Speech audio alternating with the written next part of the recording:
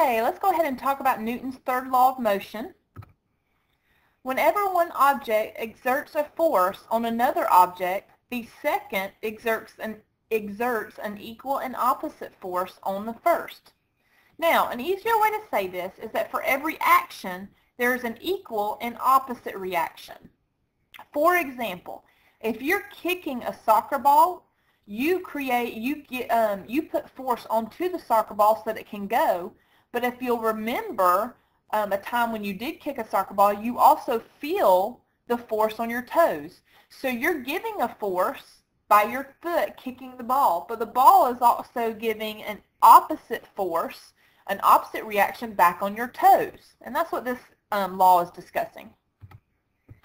Now, there are two types of forces. There's an action force and a reaction force. So for every action force, like would be you kicking the ball, there's an equal and opposite reaction force, which would be what you feel on your toes. And so our example is kicking a soccer ball. Another example would be hitting a tennis ball with a racket. When you hit a tennis ball with a racket, you're providing a action force when the racket actually hits the ball. But if you'll remember, you also feel a vibration in the handle of the racket. That is the reaction force coming back down to your handle that you feel in your hand. Now, Newton's third law is all about momentum, and so we're going to calculate momentum. The formula for momentum is mass times velocity, and P is what we use to represent momentum. I know that's weird, but we couldn't use M because the small m is mass, and so we can't use the same letters. So P is used to represent momentum, and then mass times velocity. Now, the unit used for momentum is kilograms times meters per second, which is exactly the SI unit for mass and velocity.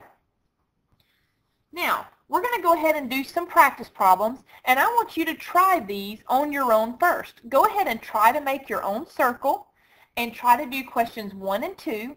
Pause the video, and once you're ready to check your answers, resume the video.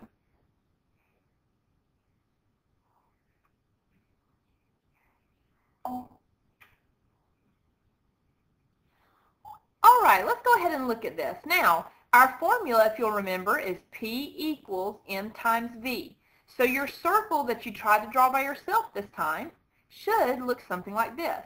Since M and V are next to each other, they have to be next to one another in the circle. All right, and let's go ahead and look at this answer.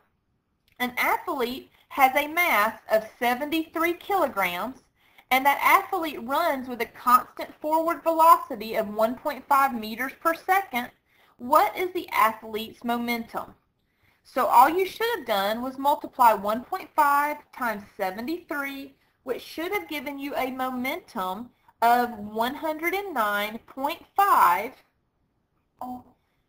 kilograms times meters per second. Now, if you did not get this right, give me 1 second and I'm going to come and work these problems out. But if you did get them right, that way you could go ahead and move on. Now, if a car has a mass of 925 kilograms and it has the same momentum as the athlete above, what is the car's speed? So we're looking for speed, and the answer for this problem is going to be that it had a speed of 0.12 meters per second. All right, now I'm going to go back and actually solve these problems. So if you did not need help solving these, you can go ahead and fast forward the video. But if you do need help, stay and watch, and let's figure out how you got them wrong.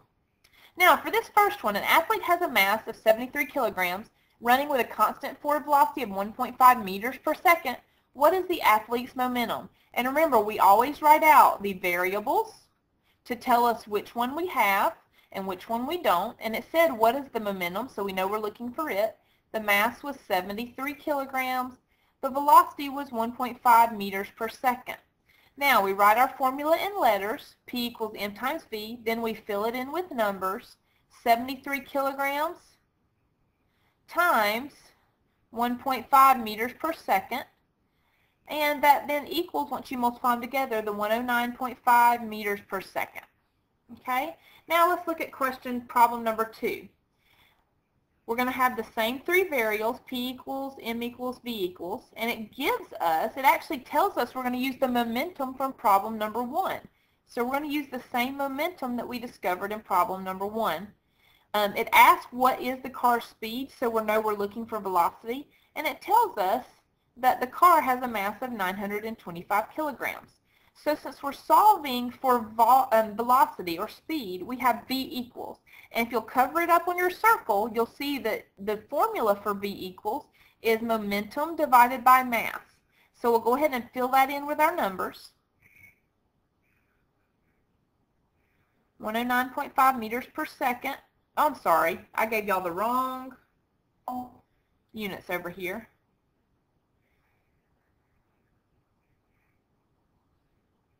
The units for momentum, remember, is kilograms times meters per second.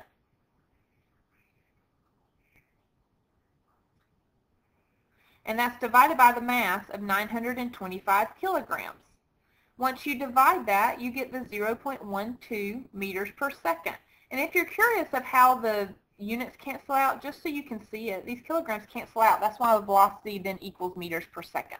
But you don't have to know how to do that. Just always remember velocity is going to be meters per second, momentum will be kilograms times meters per second, and our mass will be kilograms. Now let's go ahead and finish up our notes. The last thing for us to discuss is the law of conservation of momentum. The total amount of momentum in an isolated system is conserved. The total momentum of two or more objects after a collision is the same as it was before the collision.